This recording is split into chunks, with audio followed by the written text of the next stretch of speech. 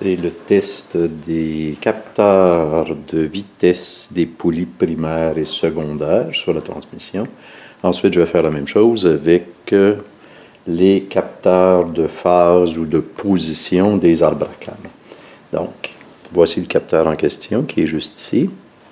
Je me suis pris un connecteur à courant scrap alimenté avec du 5 volts, c'est ce que je présume d'après le manuel de service, d'après les formes d'onde. Et ici, on a la tension entre la phase et la masse. Donc, le but de la manœuvre, c'est un capteur à effet de Hall en passant. Donc, à l'instant où je viens placer du métal sur le capteur en question, je change le champ magnétique, ce qui fait dévier les électrons qui circulent à l'intérieur du capteur et ce qui me génère une tension assez basse. Donc, ici, 0.007 volts et ici, 0.715 volts. Ça veut dire que ce capteur-là fonctionne bien. Maintenant, j'en ai deux autres. J'essaie les deux autres. D'abord, je stoppe la caméra. Le deuxième capteur. J'ai oublié de mentionner, avec ce capteur-là, l'alimentation est sur la broche turbo à l'extrême gauche. La masse sur la broche 1 à l'extrême droite et au centre, c'est le signal. Donc, on remarque ici, oups, faut que je me place comme il faut, 0.751, sensiblement la même chose que tantôt.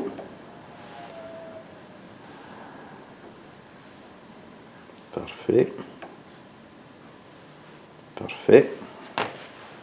Troisième capteur, pour le troisième capteur, 0.756, 0, 0.756, parfait, 0. Excellent. Donc, les trois capteurs sont bons.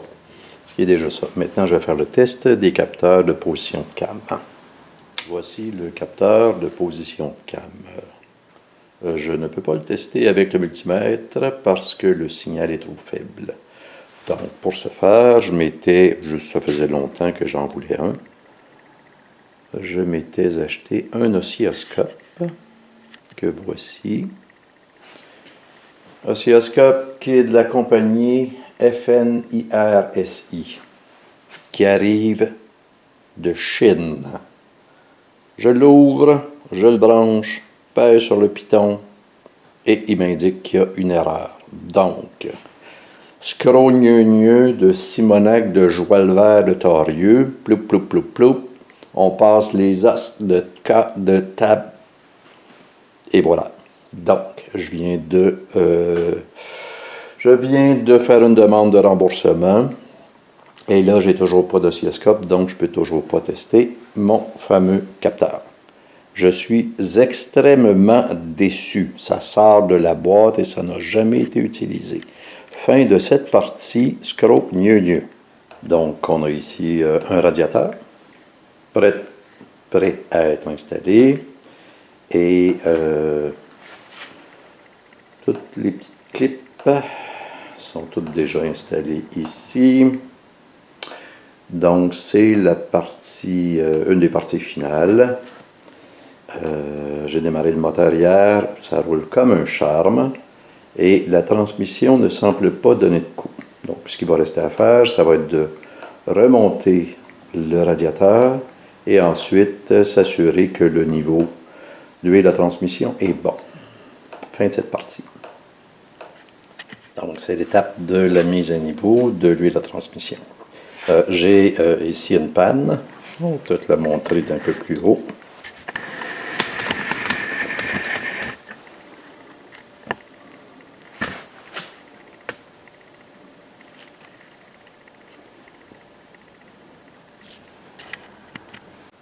Donc, c'est la mise à niveau de l'huile de transmission, le niveau en fait.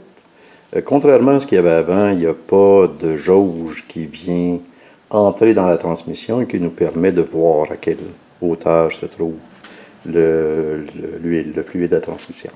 Donc, plutôt, c'est un système de trop-plein. Donc, on a ici la panne avec un tube perforé.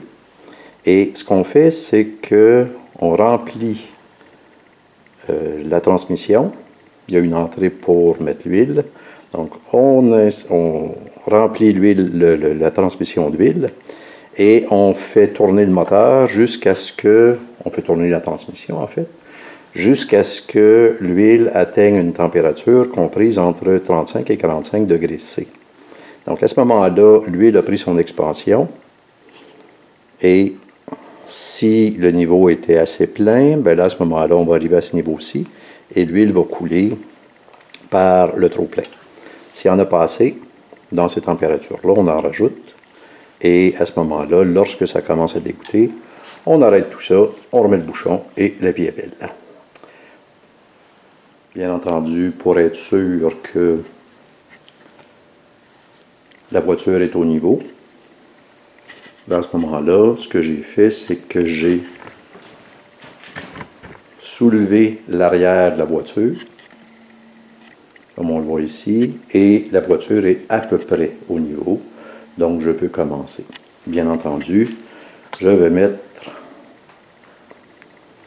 mon scanner au BD2, mon appareil au BD2, pour être en mesure de jauger de la température, étant donné qu'il y a un capteur de température dans la transmission. Fin de cette partie, je m'exécute.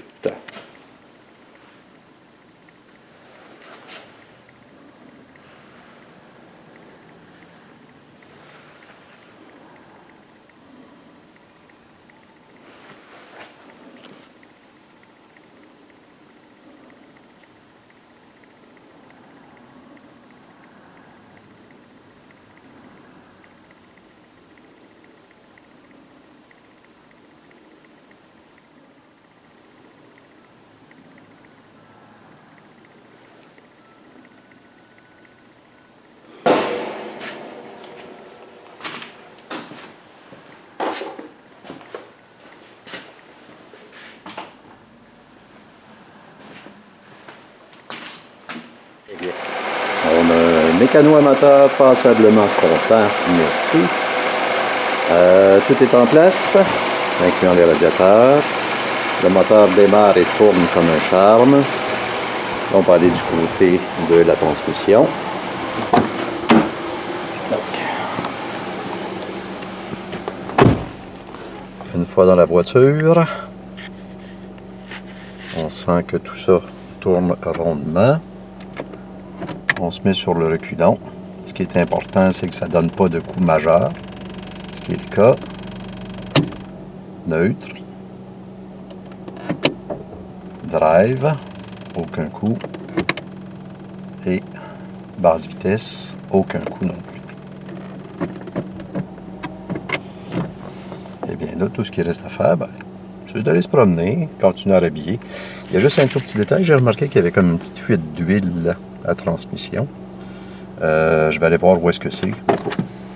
Quitte à réenlever le radiateur, changer des tuyaux. Mais somme toute, ça va très bien. Fin de cette partie.